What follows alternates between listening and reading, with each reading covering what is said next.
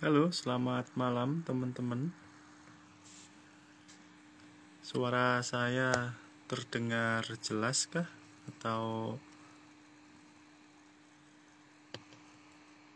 tidak terdengar? Sebentar. Ini saya nyari efek kumis di mana ini, kok nggak ada?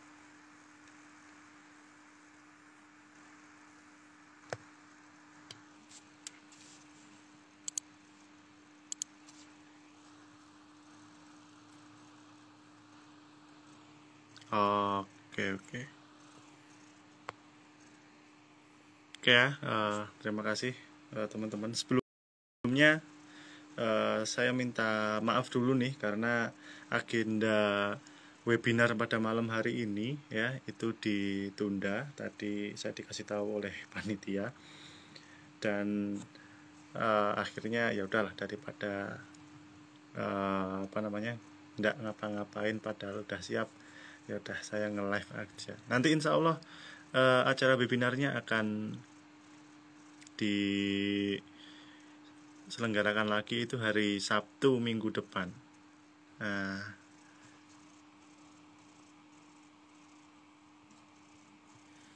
tuh sebentar.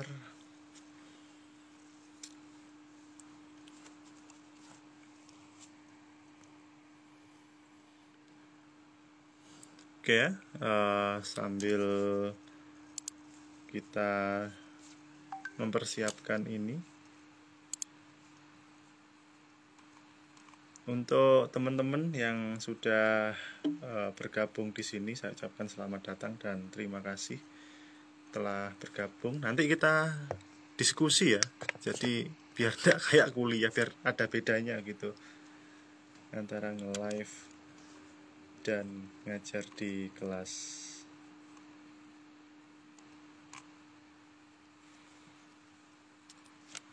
Oke.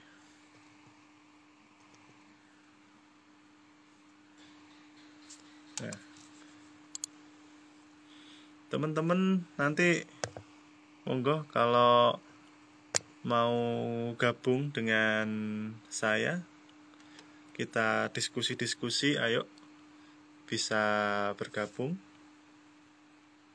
Kita berdiskusi ngalor ngidul aja tentang undang-undang perlindungan data pribadi ya, karena kita tahu undang-undang perlindungan data pribadi atau UU PDP itu kemarin sudah disetujui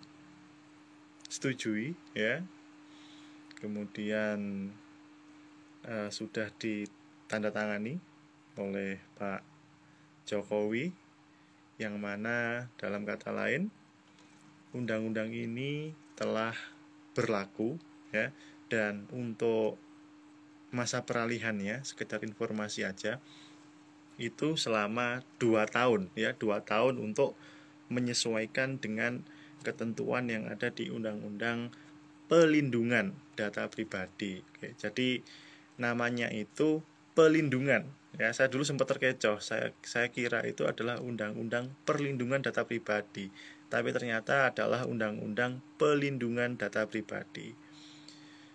Nah, teman-teman sekalian, Undang-Undang Pelindungan Data Pribadi itu sudah diatur ya. Kemarin saya nyari itu di websitenya DPR, itu sudah dimunculkan. Di situ dia memiliki nomor 27. Jadi Undang-Undang PDP, Pelindungan Data Pribadi, itu berada di nomor 27. Undang-Undang nomor 27 tahun 2002 tentang pelindungan data pribadi. Nah. Oke, silakan teman-teman kalau mau bergabung dan berdiskusi. Apakah perlu dipancing juga dengan bonus nilai biar teman-teman mau bergabung ya? Silahkan nuliskan komentarnya. Nah, nanti kita bisa joinan, kita bisa bertukar pikiran di sini. Teman-teman juga kalau mau ikut bergabung dan berdiskusi lewat chat, saya persilahkan juga. Ini sambil saya mempersiapkan bahan-bahannya.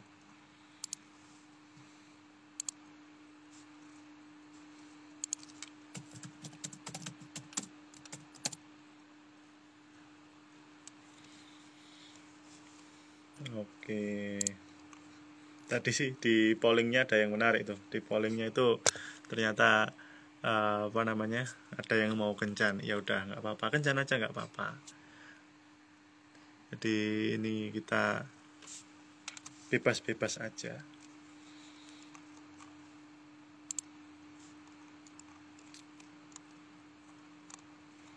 Oke ya, jadi ini setupnya sederhana. Jadi nanti mungkin cuma nampilin wajah saya aja, karena saya nggak bawa perangkat yang lengkap untuk menampilkan undang-undangnya. Mungkin kalau saya di kampus, mungkin saya bisa menampilkan gitu ya, karena perangkat-perangkat yang saya persiapkan itu ada di sana semua, ada di ruang dosen. Tuh, jadi untuk sementara mungkin seperti ini aja. Jadi nanti kita bahas terkait undang-undang pelindungan data pribadi. Oke, ya buat yang baru bergabung saya ucapkan selamat datang ya. Silahkan kalau teman-teman ingin join, silahkan bergabung, ingin berdiskusi dengan saya atau dengan teman-teman yang lain, silahkan, saya persilahkan. Oke. Nah, teman-teman, tadi saya mulai ya. Bismillahirrahmanirrahim. Assalamualaikum warahmatullahi wabarakatuh. Alhamdulillahirrabbilalamin. Wabihi nasta'inu ala umur dunia wadin. Assalatu wassalam asrafil anbiya wal mursalin. Wa ala alihi washabihi ajma'in amma ba'd. Nah, alhamdulillah ini sudah siap ya. Nanti ini kita bisa mulai. Pak, ditunggu di Kepanjen, foto bareng di PA Kabupaten Malang. Kapan mas fotonya?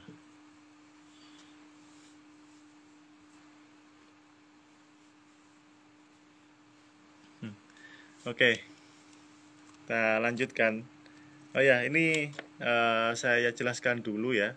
Mungkin kalau teman-teman ada yang belum tahu, kalau yang sudah tahu nggak apa-apa.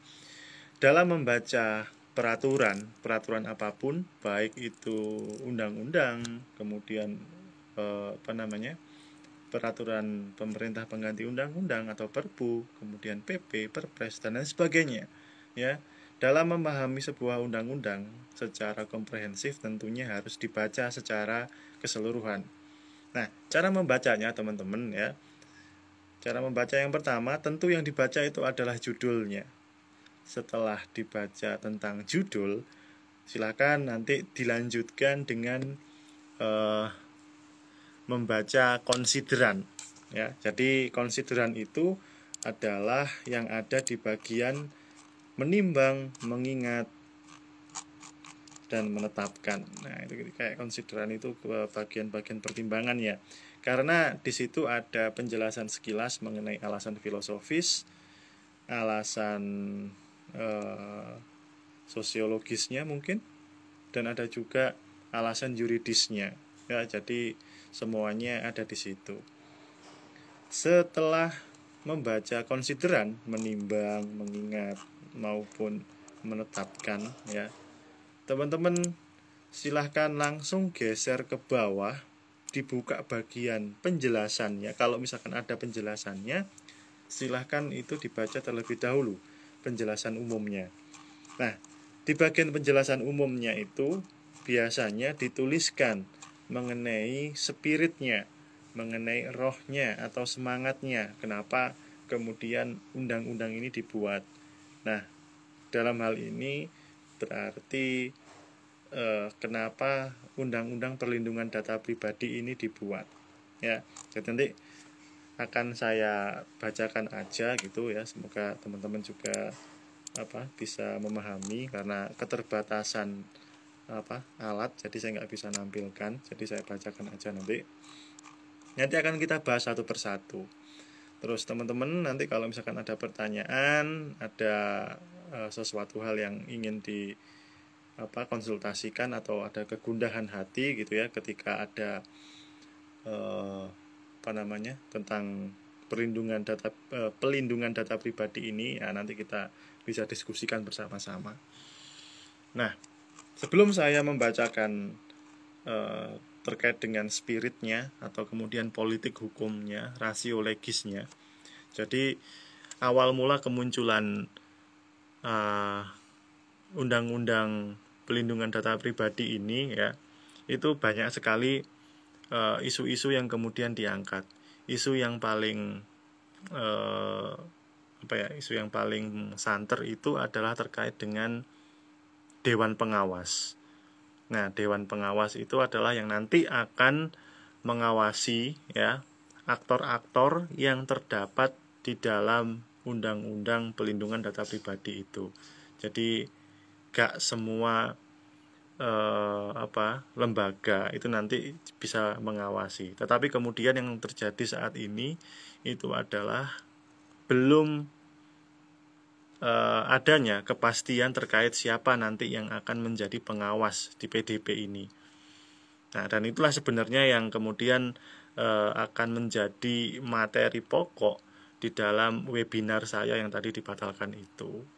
Nah, jadi untuk webinarnya nanti insya Allah diselenggarakan Sabtu depan, itu tadi konfirmasinya dari panitia. Kemudian lagi ada isu terkait dengan publikasi data pribadi ya. Di dalam undang-undang PDP itu dijelaskan ada 2 ya ketentuan mengenai data pribadi. Sebentar saya carinya dulu. Nah, di pasal 4-nya teman-teman itu ditulis terkait dengan data pribadi. Jenis data pribadi itu di dalam pasal 4 diatur itu ada 2. Yang pertama, data pribadi yang bersifat spesifik, dan yang kedua, data pribadi yang bersifat umum. Oke, mungkin bisa saya jelaskan. Data pribadi yang bersifat spesifik sebagaimana dimaksud pada ayat 1 itu adalah terkait dengan data dan informasi kesehatan ya. Jadi kayak rekam medisnya itu termasuk di dalam data pribadi yang sifatnya spesifik. Karena kalau kita biasanya ke rumah sakit itu biasanya ketika awal pertama kali mendaftar kita disediakan belangko. Nah, di situ terdapat riwayat-riwayat yang menceritakan tentang kesehatan kita atau kesehatan pasien. Nah, itu adalah data pribadi yang sifatnya spesifik. Kemudian data biometrik, data genetika, catatan kejahatan. Nah, ini catatan kejahatan ini yang menarik teman-teman. Itu yang masuk dalam kategori data pribadi yang bersifat spesifik. Nanti akan saya bahas. Kemudian yang kedua, data anak. Yang selanjutnya data anak. Yang keenam itu data keuangan pribadi, dan atau yang ketujuh data lainnya sesuai dengan ketentuan perundang-undangan. Kemudian terkait dengan data pribadi yang bersifat umum itu meliputi nama lengkap, jenis kelamin, kewarganegaraan, agama, status perkawinan, dan atau data pribadi yang dikombinasikan untuk mengidentifikasi seseorang. Jadi ya yang umum lah, yang umum yang biasanya kita tahu gitu. Nama lengkap, jenis kelamin, kewarganegaraan, agama, status perkawinan, data pribadi. Nah, oke, kita kembali lagi ke data spesifik tadi yang sifatnya yang meliputi catatan kejahatan. Nah, ini menjadi menarik karena kita setelah adanya data undang-undang pelindungan data pribadi ini, kita kemudian tidak bisa mengekspos secara sembarangan ya data-data dari seseorang gitu. Misalkan saja dari hal yang sederhana ketika awal-awal isu rancangan undang-undang ini muncul ya. Untuk menyampaikan CV saja ya, kemudian dari beberapa webinar itu ya, itu kita harus izin. Ya, memang etikanya memang harus izin terlebih dahulu. Ada kalanya orang-orang itu ada yang kurang apa ya, istilahnya itu nggak suka kalau tanggal lahirnya dipublikasikan, apalagi tahunnya gitu, karena biasanya kalau terkait dengan umur itu agak sensitif biasanya tuh. Kalau di Indonesia mungkin kita berbicarakan agama itu adalah sesuatu hal yang wajar, tapi di tempat lain atau mungkin di luar negeri sana itu menjadi suatu hal yang mungkin mereka akan menjadi curiga gitu. Seketika akan menjadi curiga, kenapa kemudian kok tanya soal agamanya apa gitu. Nah, itu dia teman-teman. Nah, dan ini dikhawatirkan oleh rekan-rekan dari pers gitu. Ketika nanti sebentar lagi kita memasuki pemilu, pesta demokrasi, tentunya kita akan memilih yang pertama itu adalah presiden, DPR, DPD, dan DPRD. Nah, akan banyak sekali pilihan-pilihan yang akan kita pilih nantinya. Nah, dengan harapan bahwa kita nggak sembarangan milih gitu, karena masa depan kita ya sebagai pemuda apalagi itu berada di tangan mereka gitu.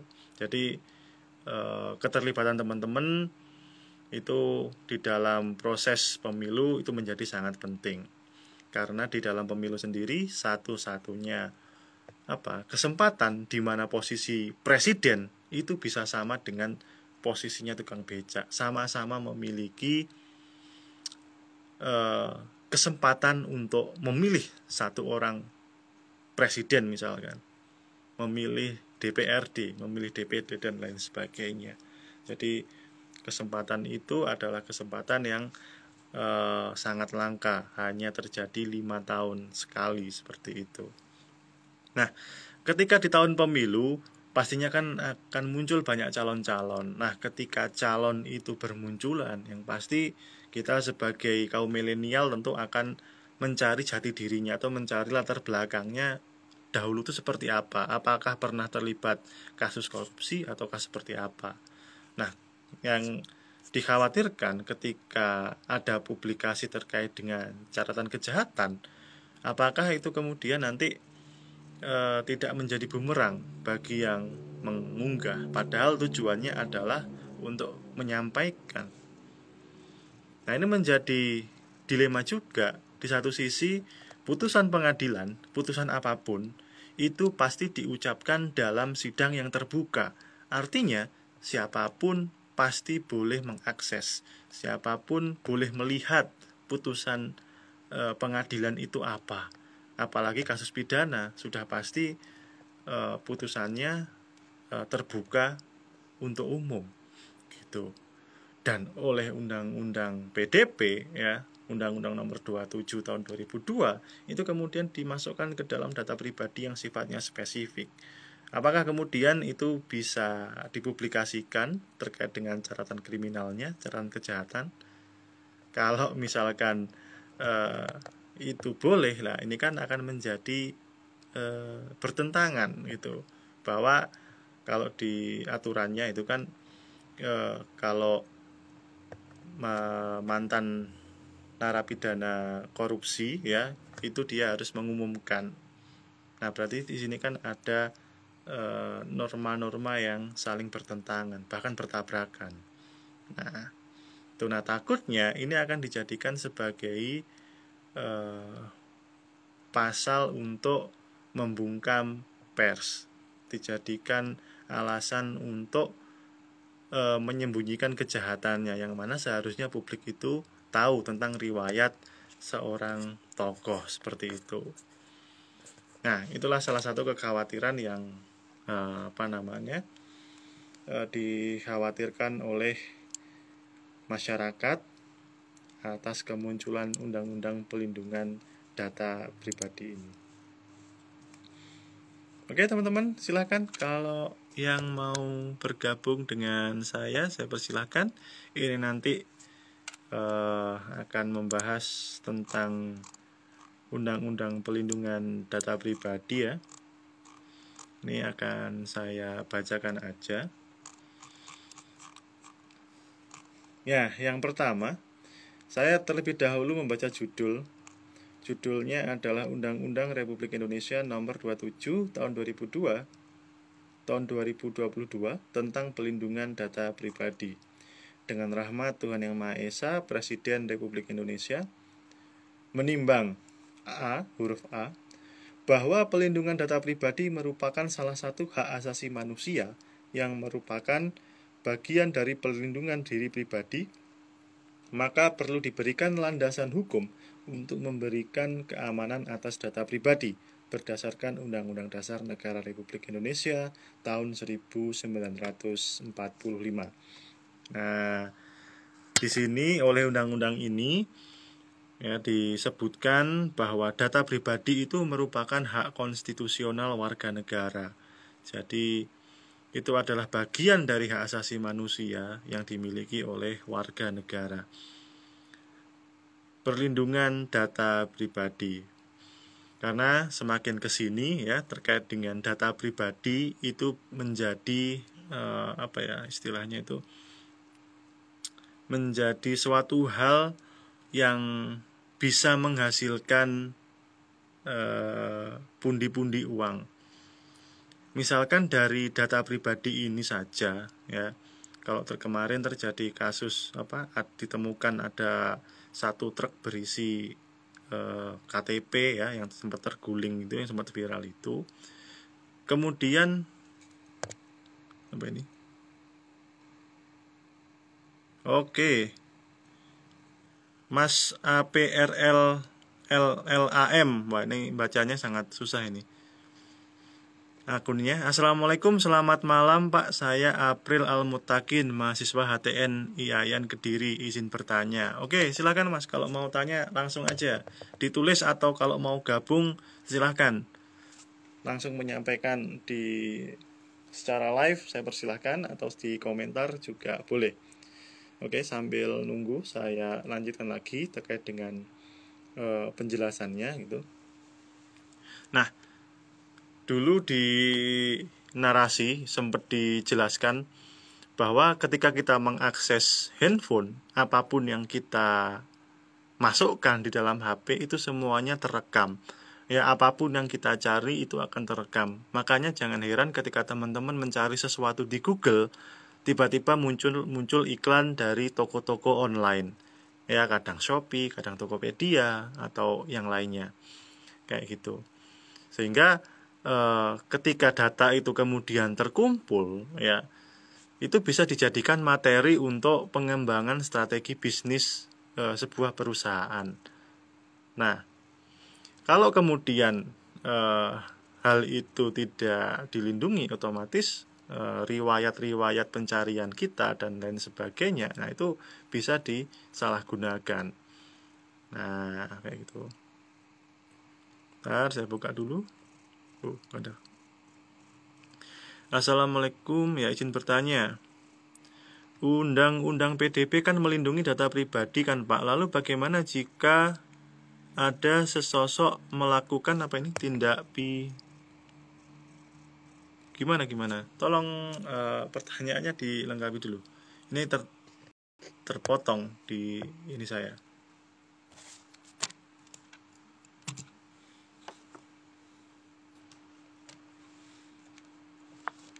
Nah, itu ya teman-teman. Jadi pelindungan data pribadi itu merupakan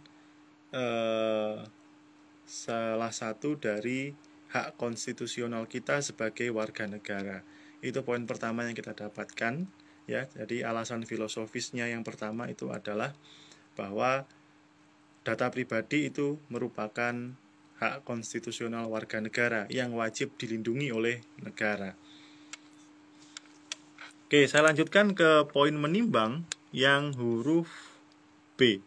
Bahwa pelindungan data pribadi ditujukan untuk menjamin hak warga negara atas pelindungan diri pribadi dan menumbuhkan kesadaran masyarakat serta menjamin pengakuan dan penghormatan atas pentingnya pelindungan data pribadi. Nah, jadi data pribadi itu sangat penting keberadaannya, sehingga di sini perlu dilindungi dan dijamin.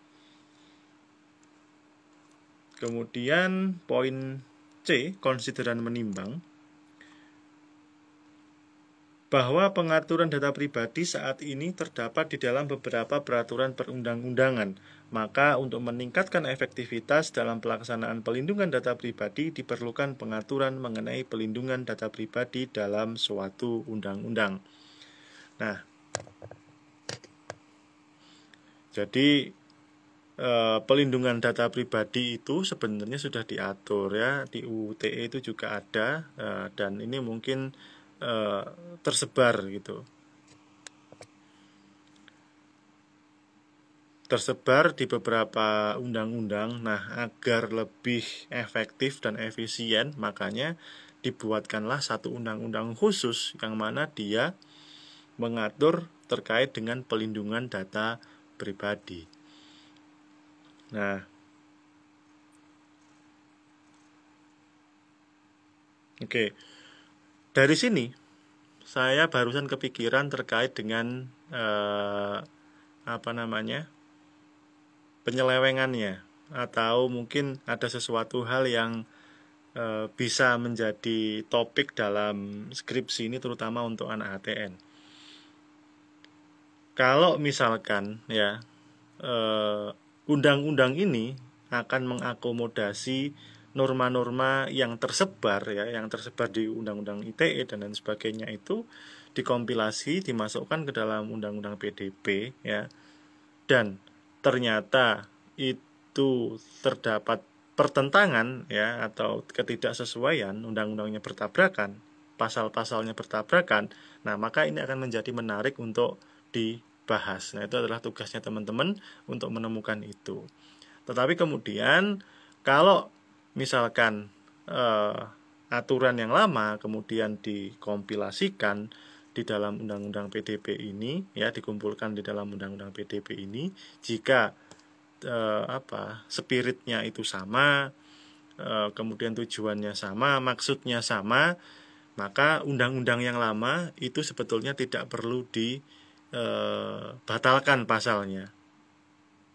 Nah, cukup nanti kita bisa menggunakan ya asas, salah satu asas yang diajarkan di dalam mata kuliah pengantar ilmu hukum ya, lex posteriori di logat legi priori ya, aturan yang baru mengesampingkan aturan yang lama, dan itu posisinya adalah harus sejajar. Kalau undang-undang ya harus sama dengan undang-undang, tidak boleh kemudian ada peraturan pemerintah yang bertentangan dengan undang-undang. Peraturan pemerintah itu wajib harus selaras dengan undang-undang ya, harus selaras dengan konstitusi. Nah, kayak gitu. Oke. Konsideran menimbang huruf D, bahwa berdasarkan pertimbangan sebagaimana dimaksud dalam huruf A, B, C perlu membentuk undang-undang tentang perlindungan data pribadi. Nah, ini adalah alasan filosofisnya kenapa undang-undang pelindungan data pribadi itu harus dibuat. Nah, di konsideran mengingat ya, itu adalah alasan yuridisnya. Itu terdapat di dalam pasal 5 ayat 1, pasal 20, pasal 28G ayat 1, pasal 28H ayat 4, dan pasal 28J Undang-Undang Dasar Negara Republik Indonesia tahun 1945. Sebelum saya lanjut, Mas April Mas April Al-Mutakin, mahasiswa HTN IAIN Kediri. Tadi tolong dilengkapi Mas, untuk pertanyaannya ini terpotong.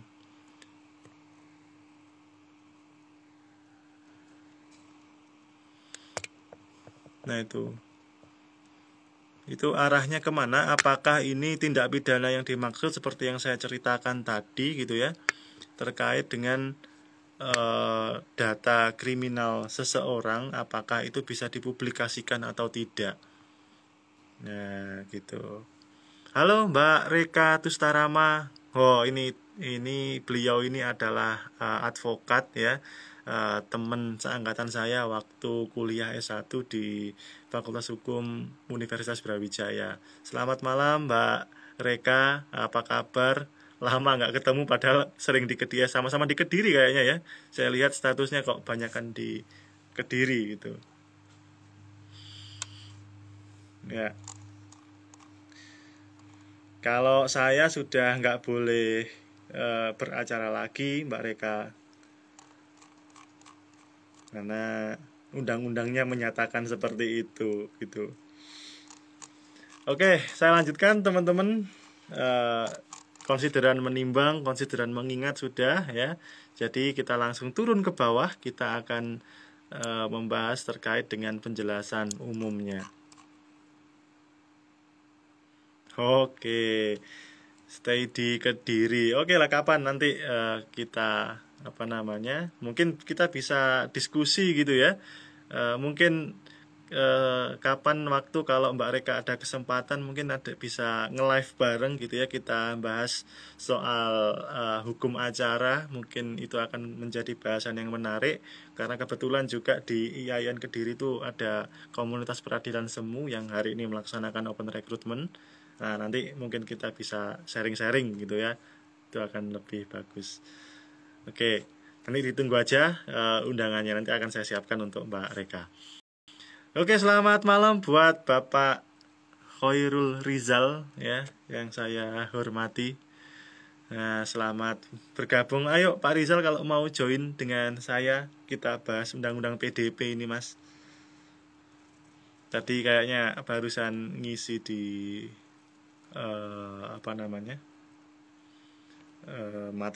ngisi materi di peradilan semu nih Pak Rizal ini. Ya, Mas April membalas lagi, ada batasan. Ini batasan seperti apa ini yang dimaksud? Nah, ini kalau mungkin ada pidana, ada Pak Rizal juga. Nah, ini yang lebih kompeten untuk menjawab soal pidana ini. Tadi kalau soal publikasi sudah saya bahas sekilas. Nanti mungkin Pak Rizal bisa lebih spesifik menjawabnya. Sebentar Pak Rizal ini tak undangnya, coba mau nggak beliau? Oke.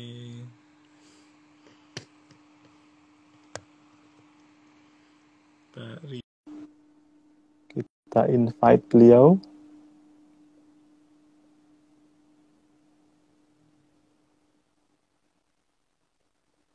Di kolom pertanyaannya kosong, Mas. Ini no question yet. Tadi sih ada tulisan sampean, cuman enggak ada. Wah, ini kita kedatangan tamu lagi nih. Ada Mbak Raden Roro Kusumaning Ayu Mukti Wijayanti. Ini juga teman kuliah saya waktu S1 ya, teman-teman ya. Selamat malam Mbak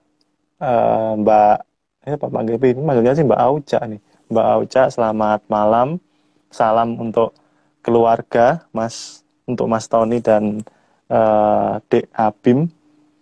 Nah, beliau ini adalah jaksa teman-teman ya, jadi luar biasa yang menyaksikan malam hari ini. Tadi ada Mbak Reka, advokat, sekarang ada Mbak Auca. Ini seorang jaksa ya. Oke, Pak Rizal, monggo kalau mau bergabung silahkan, saya tunggu. Oke, teman-teman, saya lanjutkan lagi nih terkait dengan ketentuan umumnya.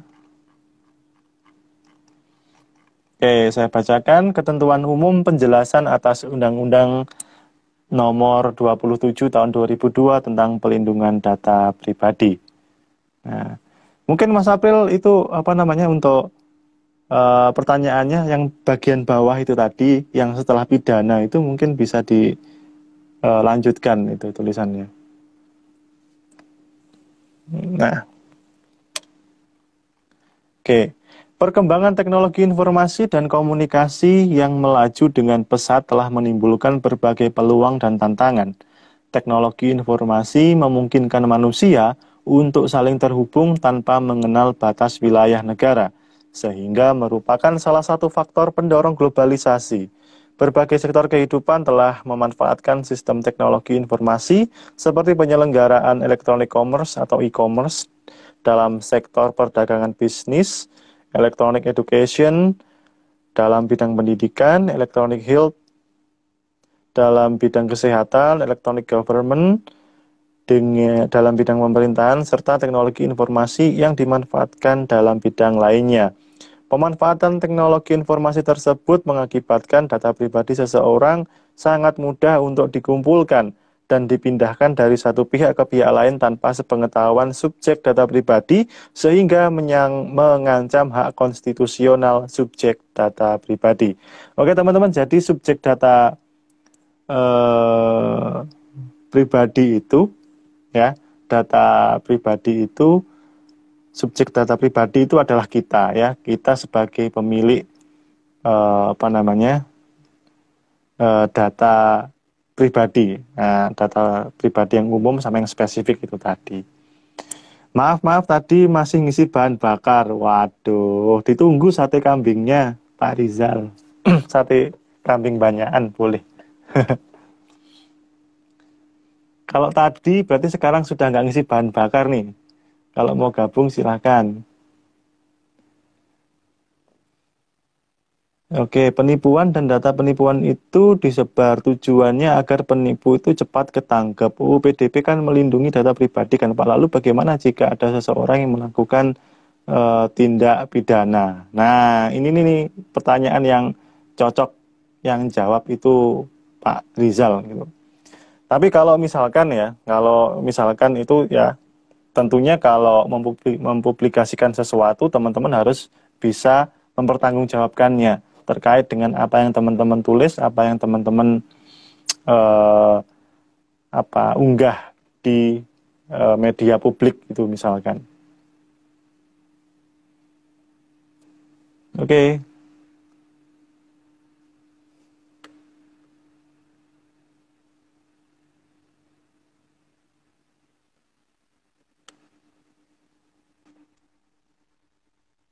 Nah, ini Pak Rizal muncul ini. Wasik. Halo, selamat malam.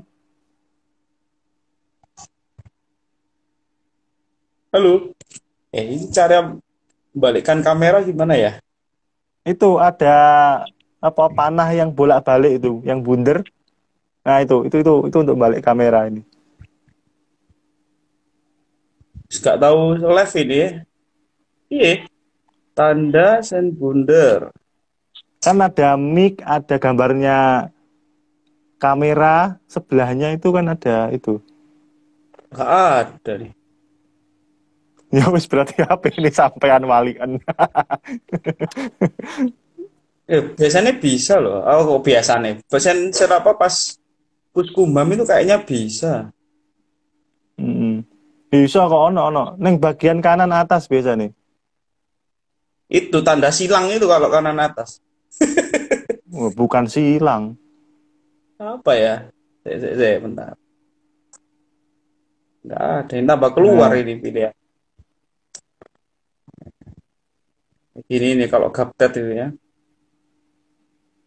Oh, ini cuma ada tanda apa? Pertanyaan sama itu.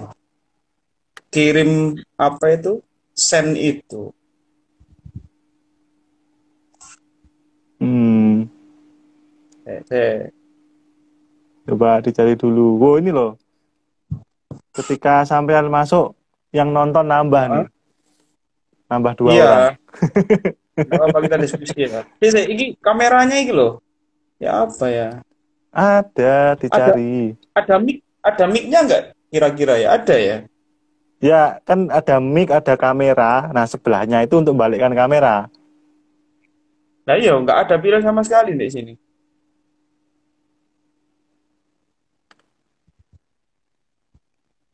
Ya, saya apa gini aja, saya sampean keluar dulu, terus nanti sama langsung request join aja. Oh gitu. Oke oke. Ah ya Nah, ya. Keluar. coba-coba. Oke. Saya, bentar ya teman-teman ya. Ini kita ada eh, Pak Rizal, nanti kita bisa diskusi bareng-bareng. Oke teman-teman, kalau mau bergabung silahkan langsung aja.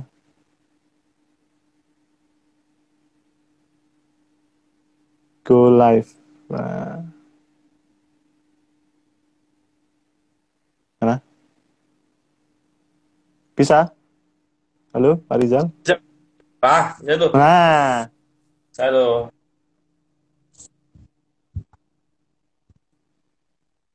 yes, yes, Enak. yes.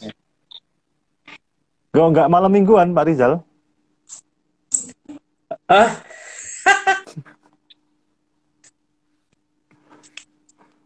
gak ada malam minggu sudah. Adanya Oh, Sabtu sudah ada malam. malam minggu. Adanya Sabtu Sabtu malam. malam. Oke, oke, Yang oke. nonton masih Nah, loh. nih, Enggak itu ya? Enggak live sen itu. Sen PDP itu, Tata Negara itu. iya, rencananya tadi kan nge-live. Ini sudah apa? Peralatan sudah siap, terus Oh, pakai batik juga. Sekalian terus, habis kondangan tadi kan. Nah, terus. ternyata itu beliaunya pemateri satu itu tadi dikabarkan opname gitu, sehingga Oh, acara itu harus diundur. Insya Allah Sabtu hmm, depan nanti ada lagi. Depan. Tapi tetap Nah, temanya soal PDP yang perspektif anunya ya, Dewan Pengawasnya ya. ya Dewan Ya, Pengawas. ya Nah, pemanasan itu. lah malam ini pemanasan. Ya pemanasan ini materi sudah siap gitu kan, daripada nggak anu ya wis lah kita nge-live aja. Nah, Pemanasan, ini pemanasan. kebetulan ada sampean yang kemarin juga ini ya jadi pemateri juga bahas soal Iya. apa kebijakan pidananya kemarin. Ya, di sana. Nah, ini kebetulan ada yang tanya nih. Nah, ini kan PDP itu adalah untuk melindungi data pribadi. Nah, kemudian Ah, jika ada kasus pidana, penipuan, dan hmm. penipunya itu mungkin dalam apa kabur gitu loh, kabur, terus ada inisiatif untuk mengunggah data diri, misalkan foto, nama, dan lain sebagainya itu di Hmm. publik, tujuannya biar ketangkep gitu. Nah, dengan Ah, adanya UU PDP ini, nah apakah perbuatan seperti itu apa istilahnya biar memudahkan kita untuk menangkap si penipu tadi atau justru malah menjadi bumerang buat kita gitu. oke. PDP itu kan sudah jadi undang-undang ya. Kalau pas saya Sudah. bahas dulu dengan teman-teman apa, teman-teman Tulungagung, teman-teman Kediri dan ada satu dosen dari Jakarta, itu belum ada nomornya. Nah, hari ini sudah ada nomornya. Cuman Sekarang sudah. ya sudah ada nomornya sekarang. Cuman saya belum bisa memastikan apakah ada perubahan di rumusan tindak pidana. Ya, kalau yang aku pakai itu yang masih dalam bentuk draft terakhir yang bisa diakses di hukum online, bisa diakses. Pokoknya nggak di Kominfo ya. Kok di Kominfo itu lama sekali itu. Itu 2019 kalau nggak salah itu draftnya. Tapi yang aku download itu yang paling baru, yang paling baru, yang mau disahkan saat itu. Nah, itu ada beberapa tindak pidana ya. Di antaranya itu apa namanya ada memang kita tidak boleh eh, mengungkapkan data pribadi yang bukan milik kita, gitu ya. Kalau nggak salah itu di sekitar pasal 67, saya lupa ayatnya 67 pokoknya di sekitar pasal 67. Nah itu nggak boleh tuh mengungkap data pribadi orang lain yang bukan miliknya. Walaupun yang kita ungkap itu adalah orang yang diduga ya melakukan tindak pidana yang ditanyakan tadi. Nah, em, ada ancaman pidana, lumayan ancaman pidananya itu. Kalau nggak salah, kisarannya itu 2 sampai 6 tahun ya kalau di Undang-Undang PDP itu. PPC Ya, 65 apa? ayat Saya, 2. saya Paling juga lama buka 4 catatan tahun. ini. Ya, saya buka catatan ya. Jadi em, ada empat tindak pidana. Satu adalah orang yang memperoleh atau mengumpulkan data pribadi yang bukan miliknya untuk menguntungkan diri sendiri, gitu ya. Itu satu. Kemudian yang kedua, mengungkapkan data pribadi yang bukan miliknya, yang tadi saya sebutkan. Itu ternyata Hmm. pasal 67 ayat 2, ayat 2. Kebijakan kriminalisasinya di situ. Kalau kalau perbuatannya dilarangnya di pasal 65. Ya, 65 ya benar-benar. kemudian pasal 67 ayat 3 itu menggunakan data pribadi yang bukan miliknya. Yang pasal 68 itu memalsukan ya, Memalsukan. menggunakan data pribadi palsu atau memalsukan data pribadi orang lain gitu ya, yang dimaksudkan untuk menguntungkan diri sendiri. Nah, dari 4 itu pilihannya di 67 ayat 2-nya, artinya nggak boleh kita mengungkapkan data pribadi orang lain, walaupun orang lain itu tadi diduga melakukan tindak pidana. Nah, ancamannya lumayan tuh, yang 67 itu 4 tahun kayaknya, salah itu. 4 tahun itu ya, 4 tahun. Iya, 4 tahun. Nah, selama ini kita kan sering tuh, apalagi Pak Fajar nih, yang itu apa lelang Hot Wheels. Oh iya, lelang Hot Ya, Wheel. lelang Hot Wheels itu kalau orang yang menang kemudian dia nggak bayar dalam sekian waktu, biasanya kan Ya. di-post tuh fotonya kan. Ya, istilahnya Nah itu, beat and run. kan gitu kan.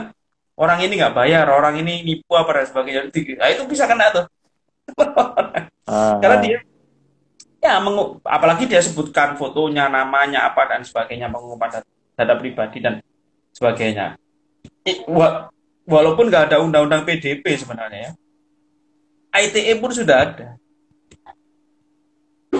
Jadi kalau kalau diskusi diskusi yang dengan teman-teman Tulungagung itu, ya ini anu aja, overkriminalisasi aja. Kan gini kan, undang-undang itu kalau nggak ada ketentuan pidananya itu kurang lengkap. Kayaknya begitu kayak. Iya, iya, iya.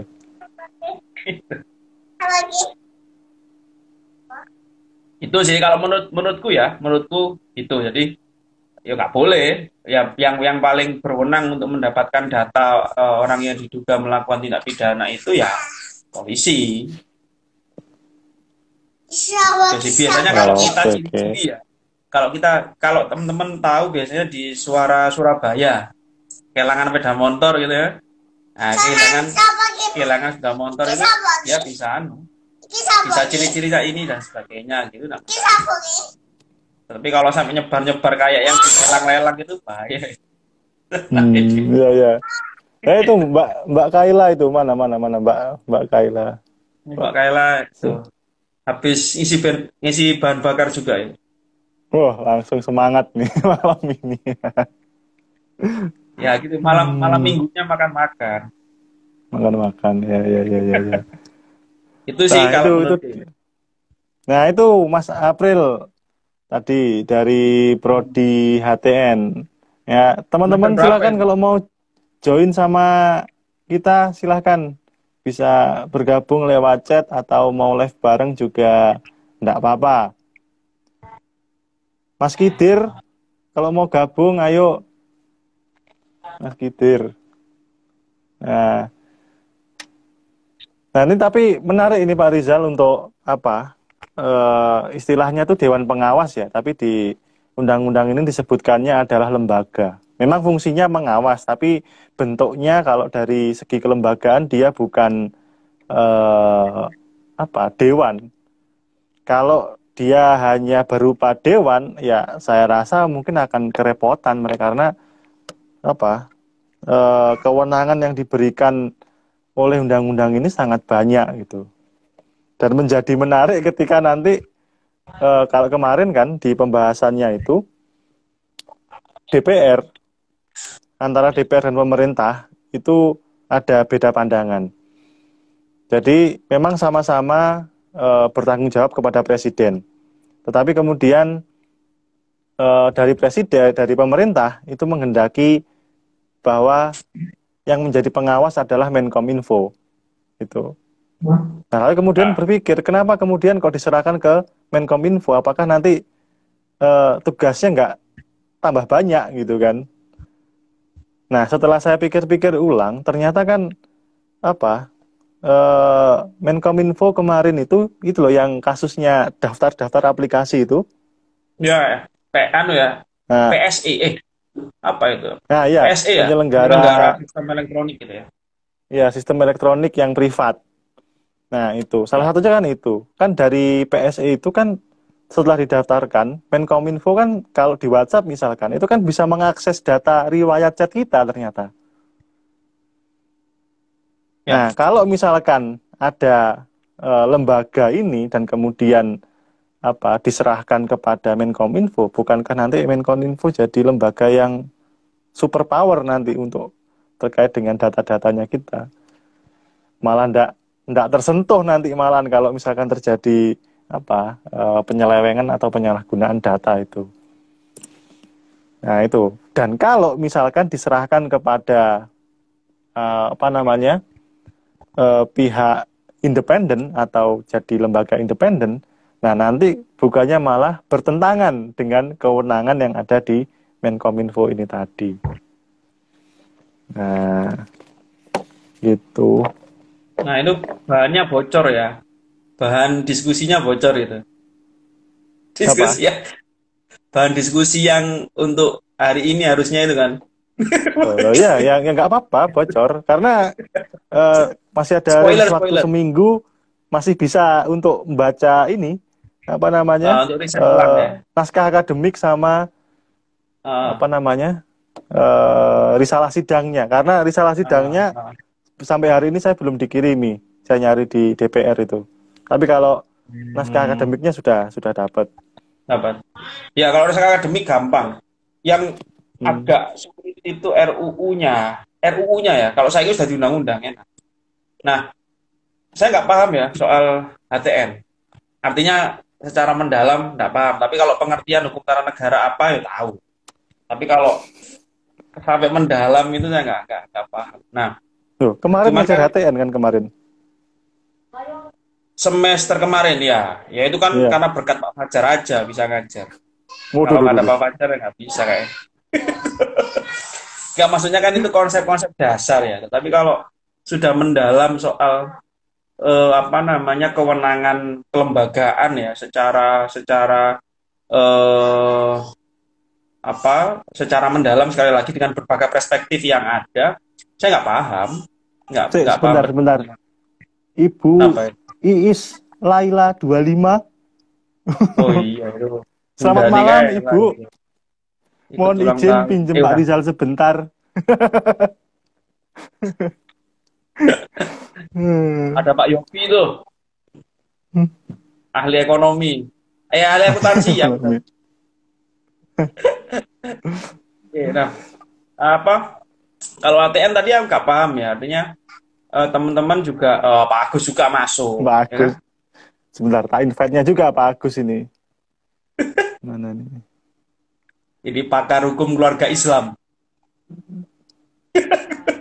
Oh ya, saya salah. Namanya keliru. M. Agus. Sampai.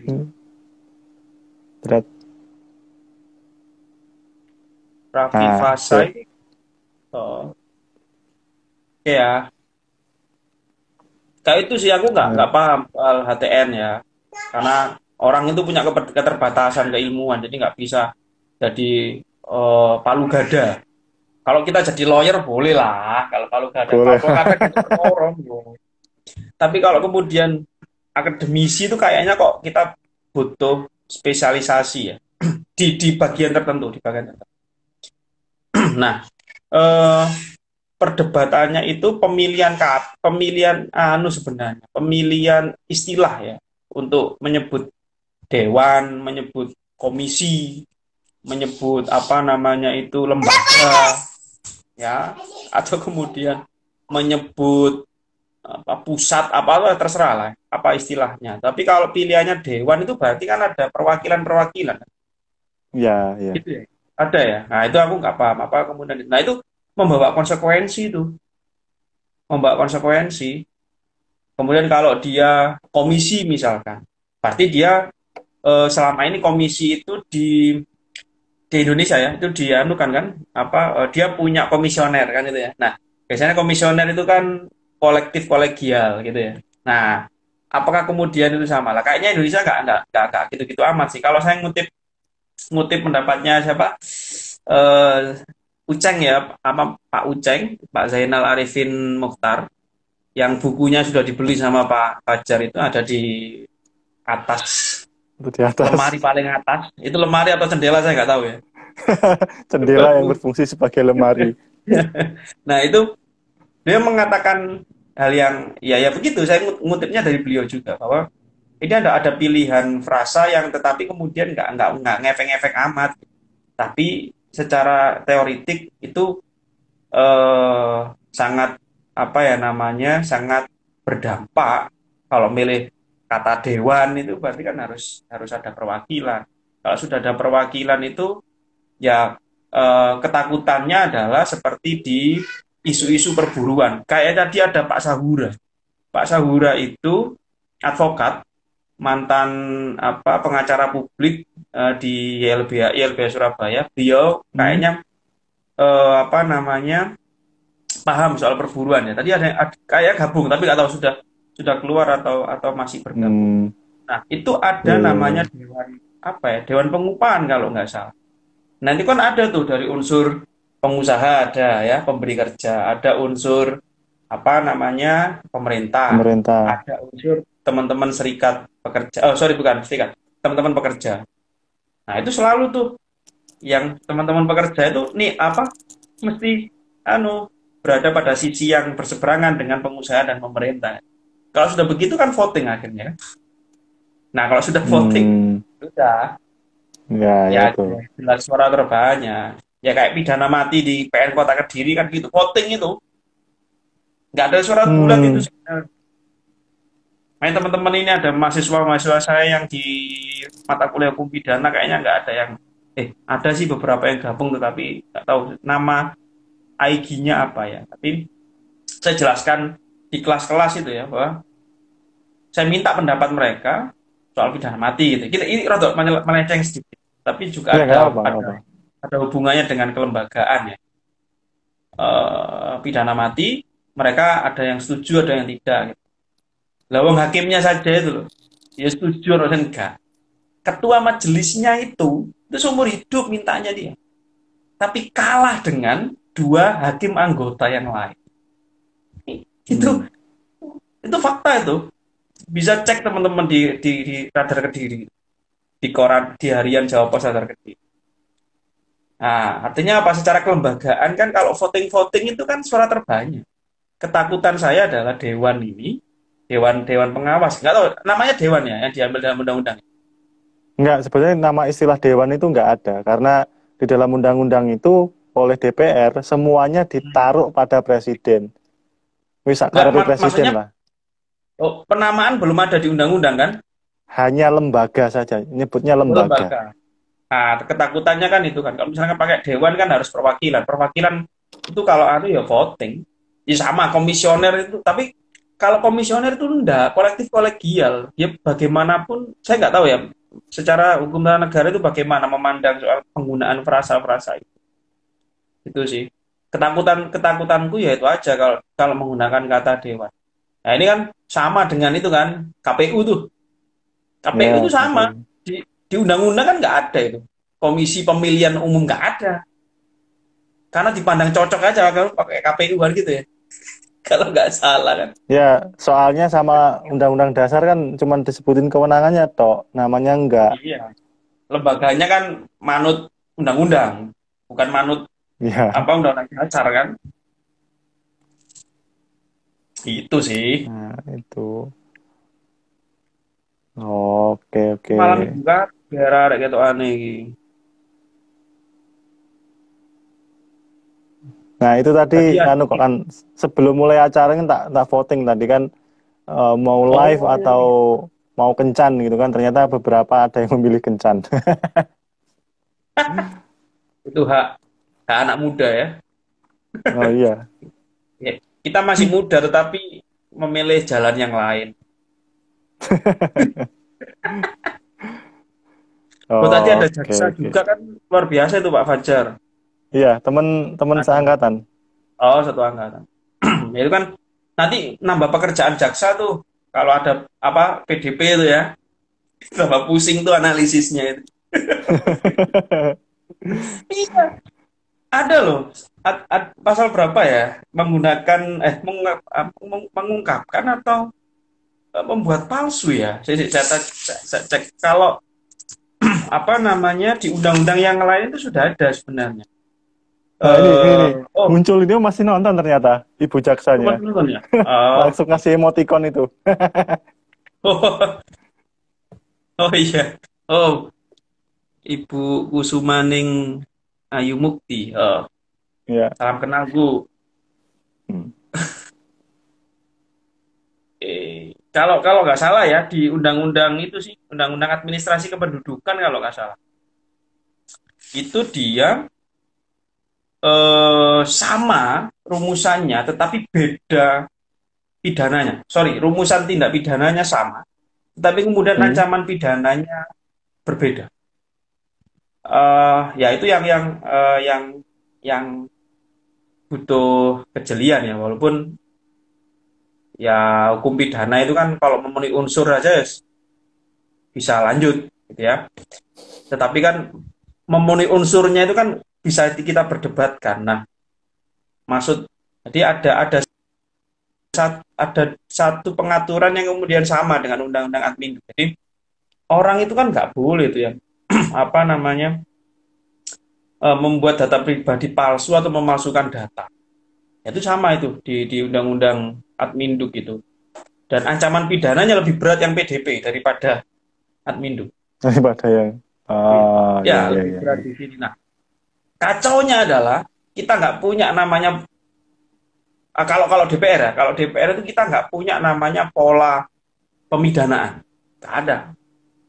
Suka-suka perbuatan ini di undang-undang ini bisa 4 tahun ancaman pidananya. Di undang-undang yang lain Oh, dia gitu bisa cuma gitu. 2 tahun. Nggak ada itu ukurannya. Belum ada ya, belum ada. Nah makanya riset saya 2 riset saya di bulan November ini, makanya saya kalau di kampus selalu pakai headphone itu biar nggak diganggu sama yang lain. Kayaknya begitu harusnya. Saya lagi ngerjakan riset itu soalnya. Oh, yang headset baru baru beli kemarin. Ya, betul.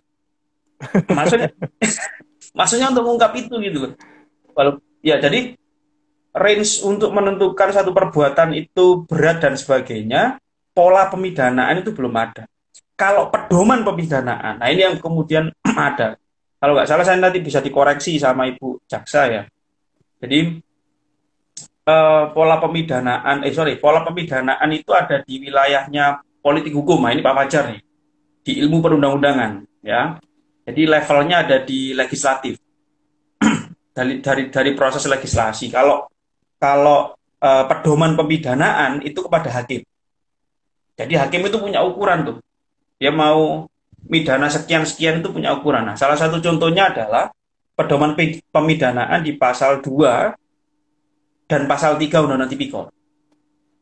Nah, nggak tahu nanti itu kemudian efektif atau enggak karena barusan aja keluar ya pedoman itu. Itu selain untuk disparitas pidana, itu juga memastikan soal kepastian hukumnya. Kalau orang korupsi sekian itu pidananya nggak akan sama dengan orang yang korupsi sekian, misalkan begitu. Itu ya. Nah, Ya. itu pedoman pembinaan itu di praktek peradilannya. Nah, nggak tahu nanti apa saya tanggal 28 sampai 29 itu ada konferensi di Pontianak. Tapi saya Oh online ini kayaknya. oh betul.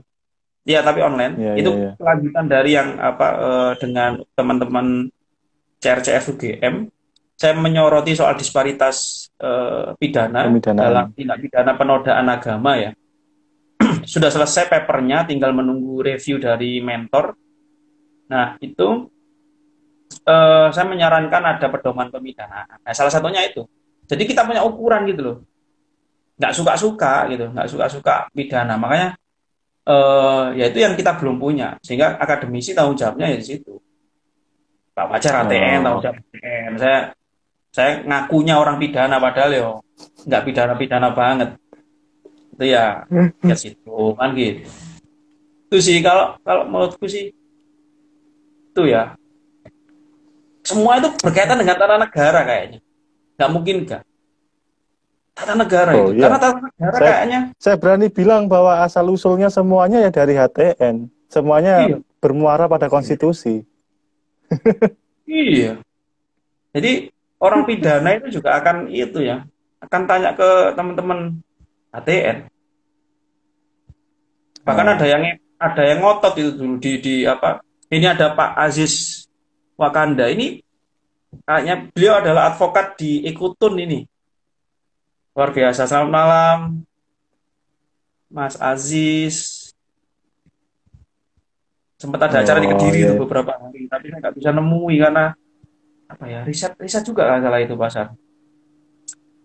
Itu dulu bahkan sempat ada yang ngomong ya di teman-teman ya, teman-teman sebelum saya masuk ke IAIN itu ngoyol kalau HTN itu ya wis anu apa induknya dari keilmuan hukum itu HTN. Wah, iya wae. Ternyata iya. Maksudnya bukan ternyata iya bener, maksudnya misalkan kemudian kita nganalisis soal kebijakan kriminalisasi ya dalam undang-undang pelindungan data pribadi DPDP. Kita pakai Hmm. teorinya yang diusung oleh Prof Barda misalkan. Nah, Prof Barda itu ngutip punyanya siapa namanya Prof Muladi dan sebagainya. Itu sama, itu apa? Politik hukum tuh yang dipakai. Nah, Politik politik hukum hukum. punya siapa? Teman-teman nanti.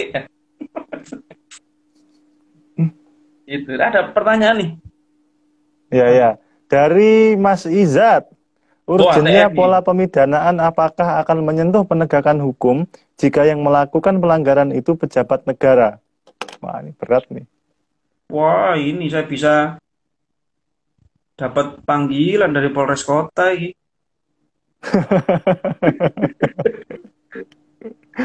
Apakah urgen pola pemidanaan apakah akan menyentuh penegakan hukum jika melakukan loh, ya semua lah.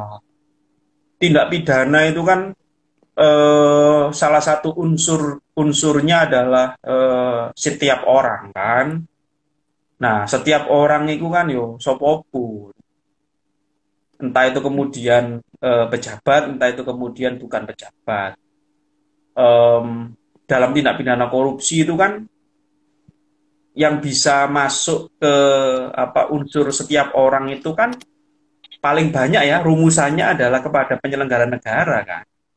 Nah, penyelenggara negara itu kan termasuk mereka-mereka yang berada pada jabatan-jabatan tertentu ya. Nah, itu bisa. Nah, urgen pola pemidanaan akan menyentuh penegakan hukum jika ya, iya ya begitu. Jadi pola pemidanaan itu maksudnya begini. Kalau menurut menurut bukunya Prof Barda ya, pola pemidanaan itu kita menyentuh pada beberapa hal, di antaranya soal apa namanya berat ringannya pidana, ya. Terus alasan memperingan dan alasan memperberat. Tuh. Nah, satunya saya lupa tuh. Satunya apa? Saya lupa. Ada tiga itu. Nah, itu. Nah, pola pemidanaan itu dimaksudkan begini. Antara satu perbuatan dengan perbuatan yang lain, kalau derajat kerugiannya itu sama, maka ancaman pidananya juga sama. Maksudnya begitu. Biar tidak timbul disparitas pidana. Kalau teman-teman besok ngikutin konferensi, saya undang juga lah sekalian, boleh ya Pak Fajar ya? Ikut konferensi yang apa di Pontianak itu 2829, Hmm. hasil penelitian saya ada 51 putusan terkait dengan penodaan agama dan menunjukkan adanya disparitas yang luar biasa. Pasal 156A huruf A KUHP itu ancaman pidananya adalah 5 tahun. Tetapi ada beberapa putusan itu pidananya cuma 5 bulan. 5 bulan. Oh, 5 bulan. Karena memang ancaman maksimal. Ancaman maksimal 5 bulan.